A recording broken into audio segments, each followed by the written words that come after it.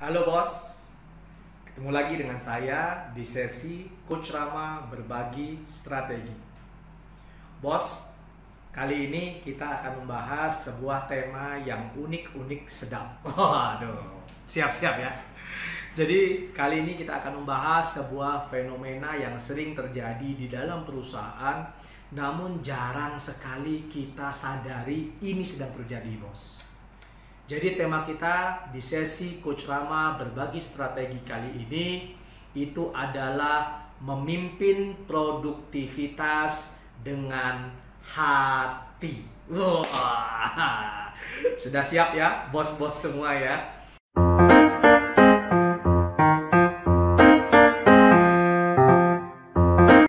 Jadi ketika kita bicara tentang produktivitas, bos, sebenarnya disadari atau tidak kita sadari, pakar-pakar psikologis juga sudah meneliti tentang ini, menyebutkan bahwa 95% yang namanya produktivitas itu dikendalikan oleh unconscious mind. Jadi 95% keberhasilan dari produktivitas itu sangat ditentukan oleh kondisi alam bawah sadar seseorang. Dan sisanya yang 5% itu dikontrol oleh alam sadar kita. Nah, cilakanya adalah ketika kita bicara tentang alam bawah sadar, bos, berarti kita sedang berbicara tentang split second ya, atau bahasanya adalah split second decision yang dilakukan oleh seseorang untuk mendukung kita menjadi produktif atau tidak. Itulah kenapa banyak orang yang sering mempertanyakan kenapa ketika dia memimpin produktivitas itu bisa turun, sedangkan ketika orang lain yang memimpin produktivitas itu bisa naik. Karena sebenarnya masalahnya itu tidak ada hubungan dengan yang namanya kompetensi. Jadi 95% produktivitas berdasarkan penelitian dari para psikolog mengatakan bahwa 95% itu ditentukan oleh alam bawah sadar atau kita sebut dengan hati atau perasaan. Itulah yang menjadi sebuah tanda tanya ya bos-bos semua ya. Nah, jadi gimana sih cara kita memimpin produktivitas? Itulah yang akan kita bahas saat ini. Itu adalah bagaimana kita memimpin produktivitas dengan hati. Sudah siap ya bos? Ini adalah sebuah riset yang valid dari para peneliti psikolog yang mengatakan fenomena ini. Jadi kalau bos-bos pintar, belum tentu bos-bos bisa memimpin perusahaan dengan produktif. Sudah siap? Kita akan mulai bahas rundown-nya satu demi satu. Nah, ketika kita berbicara tentang pemimpin yang memotivasi atau bagaimana memimpin produktivitas dengan hati, maka yang nomor satu yang paling vital itu adalah gitu bos ya. Nomor satu yang paling penting itu adalah memiliki pemimpin yang memotivasi. Jadi ketika kita menjadi pemimpin yang ingin punya tim produktif, maka yang nomor satu, seorang pemimpin itu harus bisa memotivasi. Orang bilang motivasi itu tidak bisa ditularkan karena harus berasal dari dalam diri. Namun bagaimanapun juga pengaruh lingkungan membawa efek yang besar yang membuat orang yang bahkan sedih atau moody sekalipun ketika berada di lingkungan yang memotivasi membuat mereka mau tidak mau terpengaruh juga untuk memotivasi. Termotivasi maksudnya. Oke, saking semangatnya ketika saya bicara motivasi, jadi seperti inilah akhirnya bos. Jadi pemimpin yang memotivasi itu ada dua hal bos. Yang nomor satu itu adalah mindsetnya. Ketika kita berbicara sebagai pemimpin yang memotivasi, maka yang nomor satu adalah pemimpin tersebut harus punya mindset termotivasi terlebih dahulu. Jadi nggak mungkin kita ingin menyemangati seseorang kalau kita tidak bersemangat terlebih dahulu. Tidak mungkin kita meminta orang untuk optimis ketika kitanya yang tidak optimis, bos. Jadi bahasanya adalah ketika kita ingin memimpin produktivitas dengan hati, dan hatinya ini membara gitu kan, membara untuk mencapai produktivitas perusahaan, maka mindset seorang pemimpin ini harus diubah dulu. Mindsetnya dia harus optimis, mindsetnya dia harus termotivasi, mindsetnya dia harus bersemangat, mindsetnya dia harus fight gitu. Sehingga pada akhirnya mindset ini mengubah atau mencerminkan apa yang ingin dilakukan oleh pemimpin tersebut. Tidak jarang saya melihat banyak kehancuran perusahaan itu dimulai dari pemimpinnya yang pesimis. Pernah lihat kan, bos? Jadi kalau kita punya pemimpin yang pesimis, kitanya apa, bos? Blangsak, bos. Jadi mindset ini penting. Kadang kita selalu berpikir bahwa ya tim dengan kita berbeda, tapi itu tidak bisa, bos. Pemimpin itu adalah cerminan dari tim kita. Bagaimana kondisi tim kita itu sebenarnya adalah cerminan dari bagaimana kita merefleksikan diri kita terhadap tim, yang dimana itu merupakan refleksi dari mindset kita. Sehingga pada akhirnya tim akan melihat apakah kita sebagai pemimpin optimis atau tidak, penuh keyakinan atau tidak, termotivasi atau tidak, belief kepada kondisi perusahaan atau tidak, sehingga pada akhirnya tim itu bisa jadi optimis dengan kondisi perusahaan yang ada. Lalu yang nomor 2, bos, ketika kita bicara tentang pemimpin yang memotivasi, kita bicara tentang yang namanya attitude. Setelah kita punya mindset yang benar ketika kita memimpin, sehingga kita merefleksikan sikap optimisme, motivasi, dan belief terhadap kondisi perusahaan, maka itu semua harus dibuktikan lewat yang namanya attitude. Nah, attitude ini penting, bos. Attitude itu adalah bagaimana cara kita bersikap terhadap orang lain. Gak mungkin dong ketika kita bilang kita optimis, tapi ketika berhubungan dengan orang lain kita merasa tidak yakin, atau kita bahkan merasa bahwa tim kita ini tidak qualified dalam menjawab tantangan perusahaan. Jadi attitude ini adalah cerminan dari apa yang kita masukkan dalam alam bawah sadar kita yang 95% tadi ya, bos ya. Jadi ketika kita berhubungan dengan orang lain, disitulah pemimpin itu dinilai attitude-nya. Apakah ketika berhubungan dengan orang lain dia selalu menampakkan wajahnya yang cerah, wajahnya yang yakin, ya kan? Ketika bertemu dengan tim, apakah dia selalu menanyakan kabar, selalu memudahkan setiap urusan, ya kan? Atau dia selalu menanyakan apakah ada permasalahan yang didapatkan oleh tim, sehingga dia bisa jadi sangat, wah, sangatnya banyak banget ya. Sangat responsif dan juga sangat mau menerima feedback dari tim, sehingga itu akan membuat tim kita yakin bahwa pemimpin ini adalah pemimpin yang tepat untuk memimpin produktivitas. Jadi kalau mau tahu attitude apa aja yang bisa kita terapkan untuk menjadi pemimpin yang memotivasi, banyak sekali, bos. Silakan bos cek aja di googling bagaimana atau apa saja attitude atasan atau manajer atau bos yang memotivasi tim. Itu akan banyak sekali keluar. Yang jelas intinya adalah kita memastikan bahwa setiap attitude yang kita tampakkan itu menunjukkan sikap motivasi, semangat, dan belief terhadap kondisi yang ada di dalam perusahaan. Nah, itu yang nomor 1, bos ya. Ketika kita bicara tentang memimpin produktivitas dengan hati, maka kita berbicara tentang mindset. Dan yang kedua, kita berbicara tentang attitude.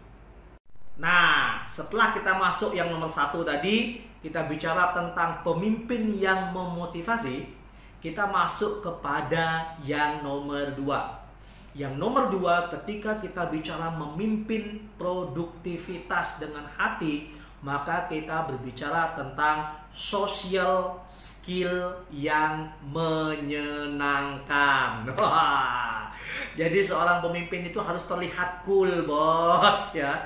Jadi seorang pemimpin harus terlihat yang namanya bermasyarakat. Tidak boleh, justru seorang pemimpin ini tidak boleh jauh dari timnya.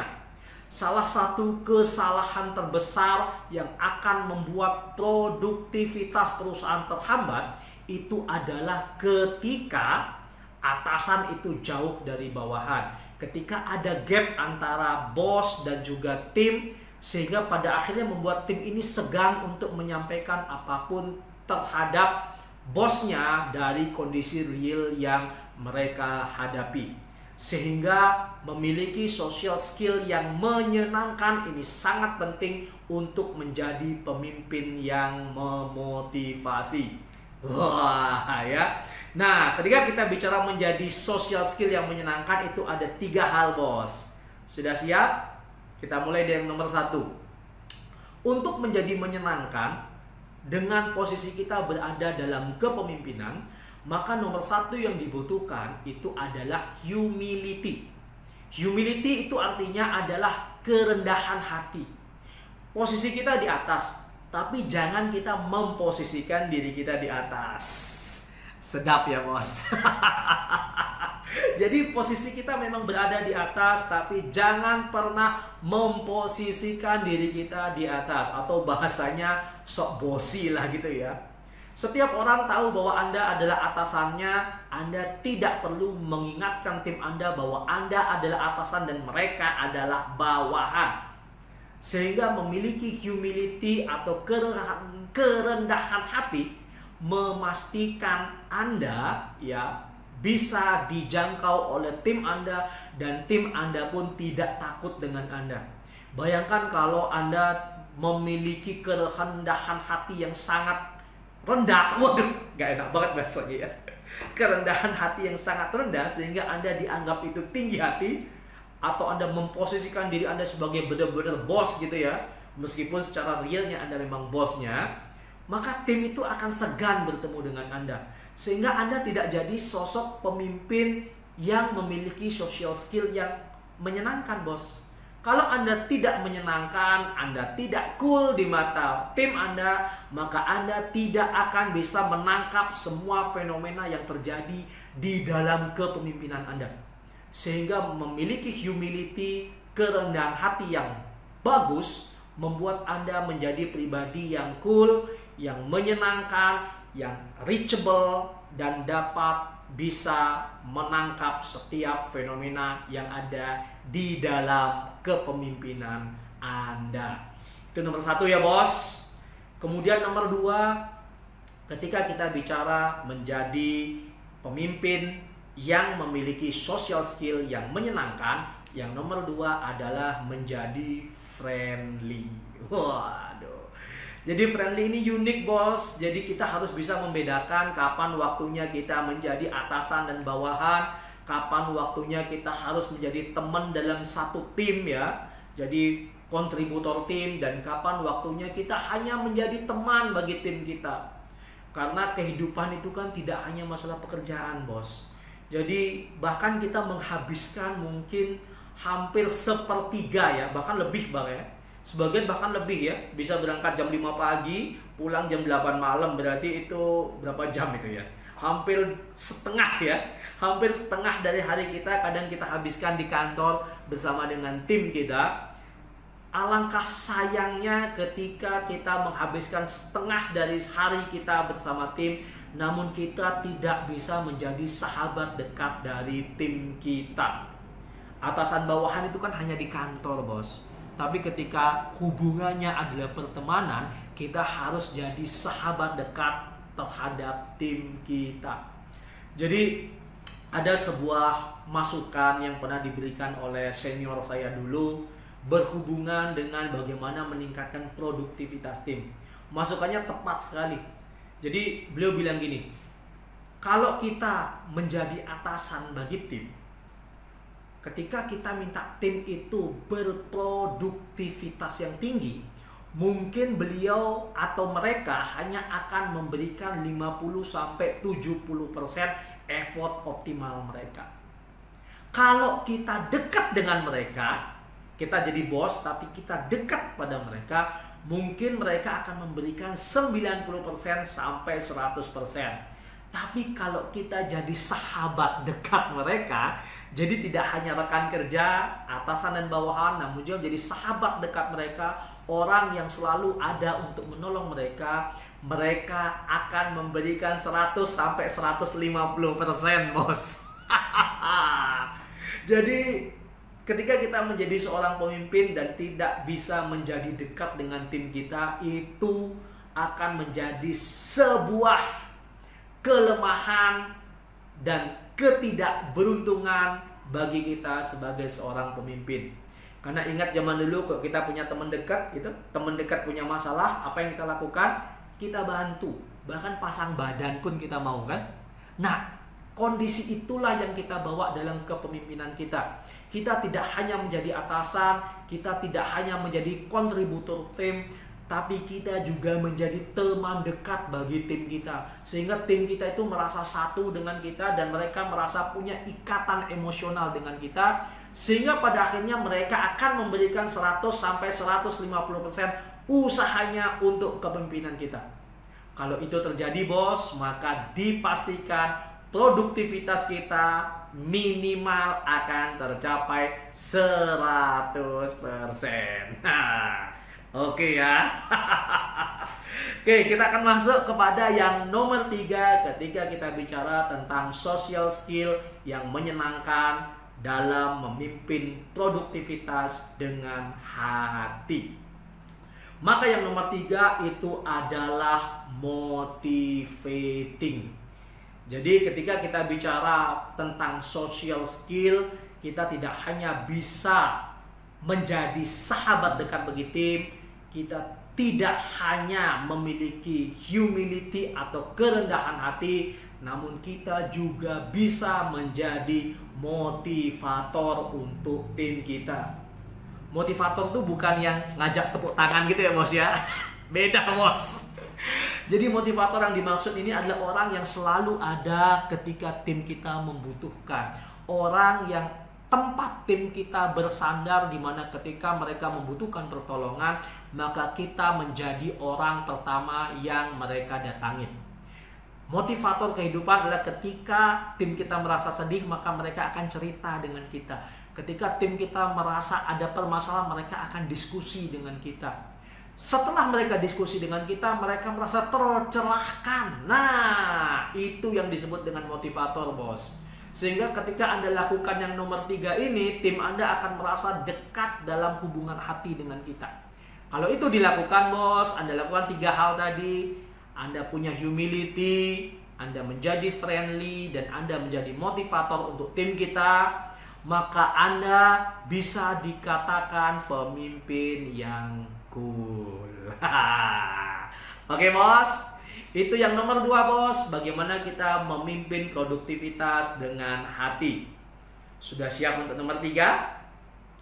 Nah, akhirnya kita akan masuk kepada yang nomor 3 ketika kita bicara tentang memimpin produktivitas dengan hati. Ketika kita bicara tentang manajemen, maka kita akan berbicara tentang manajemen sistem yang adil. Kan ini urusan dengan hati, bos. Jadi urusan dengan hati itu ini harus adil gitu ya. Jadi ketika kita bicara tentang manajemen yang adil, yang bersifat fair bagi semua orang, tentu tidak lain dan tidak bukan kita berbicara tentang reward and punishment. Jadi memimpin produktivitas dengan hati yang disebut dengan fair atau fairness atau adil, itu adalah memastikan bahwa setiap orang yang berprestasi mendapatkan reward sesuai dengan prestasinya, dan setiap orang yang underachievement atau melanggar disiplin itu mendapatkan punishment sesuai dengan apa yang dilakukannya. Nah, inilah sistem manajemen yang adil yang harus kita ciptakan, sehingga pada akhirnya hati setiap orang itu tenang. Karena hati itu sebenarnya kan tahu, bos. Cie, malas. Sore-sore kita bicara hati ya. Jadi hati ini kan bisa membedakan mana yang benar dan mana yang salah, bos. Makanya ketika bicara tentang fairness di sistem manajemen yang adil ini, itu adalah untuk memastikan hati setiap orang ini berada pada tempatnya. Jadi nggak ada lagi orang yang merasa bahwa ini mah subjektif, atau wah enak banget dia melakukan kesalahan tapi tidak dihukum. Oh enak banget dia, ya kan, sering tidak masuk tapi gajinya sama. Wah kasihan banget dia, suka ngelembur, achievementnya bagus tapi bonusnya sama dengan orang-orang yang sering melanggar disiplin atau sering bolos. Nah inilah manajemen sistem yang adil yang dimaksud dalam memimpin produktivitas dengan hati. Jadi sistem reward and punishment-nya ini harus jelas. Tidak hanya tegas, bos, tapi jelas. Orang-orang yang memberikan kontribusi positif untuk perusahaan diberikan reward lebih dibandingkan orang-orang yang berkontribusi secara normal. Apalagi kontribusinya negatif ya. Berikut pula orang-orang yang melakukan violation atau pelanggaran itu mendapatkan punishment sesuai dengan pelanggaran yang mereka lakukan. Kalau itu tidak dilakukan, bos, maka nomor 1 tadi pemimpin yang memotivasi dan nomor 2 social skill yang menyenangkan tadi itu akan luntur karena kita dianggap tidak adil dalam menjalankan kepemimpinan. Cilakanya adalah, bos, ketika kita membiarkan tindakan indisipliner itu terjadi dan tidak diberi hukuman, maka akan menyebabkan orang yang disiplin melakukan indisipliner. Contoh sederhana, kita punya 2 karyawan, satunya rajin masuk dan satunya suka bolos, gitu kan? Yang satu karyawan A, anggaplah ya, itu rajin masuk, datang jam 8, pulang jam 5, kadang lembur. Karyawan B kadang bolos, kadang kalau masuk datangnya jam 9, jam 10, jam 5 juga sudah pulang. Nah, ketika tidak terjadi apa-apa di 6 bulan dan 1 tahun pertama, mungkin A masih tetap jadi A, B akan tetap jadi B karena tidak diapa-apakan. Ketika di tahun pertama selesai dan ada pembagian bonus, bonusnya sama ternyata, pada achievementnya berbeda. Tahu nggak apa yang terjadi, bos? Yang terjadi adalah di tahun kedua A ini akan berubah jadi B. Dia akan jadi B1 dan B2. Itulah yang namanya sistem manajemen yang adil. Kita harus adil, tingkat keadilan dalam memberikan reward and punishment, sehingga yang disiplin dan berkontribusi besar itu akan semakin bersemangat untuk meraih prestasi yang lebih gemilang, dan orang-orang yang melakukan indisipliner itu pada akhirnya jera dan tidak menulari kepada temannya yang disiplin untuk melakukan tindakan yang sama. Ketika ini dilakukan, maka hati akan tenang karena mereka merasa ini sudah adil. Oke, makanya kenapa yang nomor 3 yang penting itu adalah sistem manajemen yang adil ini perlu diterapkan untuk memimpin produktivitas dengan hati. Ingat, bos, diingatkan kembali, penelitian para psikologi menyebutkan bahwa 95% produktivitas itu ditentukan oleh apa tadi? Alam bawah sadar, unconscious mind, dan hanya 5% ditentukan oleh alam sadar. Sebagian besar alam bawah sadar itu ditentukan oleh pengalaman masa lalu kita, yang dimana itu biasanya sering kita sebut dengan hati. Sehingga bagaimana cara kita memimpin hati ini akan menentukan apakah tim kita mengambil keputusan untuk bersikap produktif atau tidak. Intinya adalah produktif itu adalah individual decision making, pengambilan keputusan pribadi yang dimana mereka untuk memutuskan terhadap dirinya sendiri apakah menjadi produktif 50%, produktif 70%, produktif 100%, atau bahkan produktif 150%. Ini semua ditentukan oleh alam bawah sadar mereka, dan disitulah mereka mengambil keputusan untuk memilih yang mana. Oke, bos, semoga video ini bisa bermanfaat. Sampai ketemu lagi di sesi Coach Rama berbagi strategi berikutnya. Ingat bos, subscribe ya, subscribe channel YouTube kita After Coach Insight dan juga channel Instagram kita After Coach Insight untuk selalu mendapatkan materi-materi unik, materi menarik, materi-materi yang sedikit sinisme tentang berbagi strategi manajemen, strategi bisnis, dan strategi karir untuk memajukan produktivitas bos-bos semua. Sampai ketemu lagi di sesi berikutnya. Siap bos.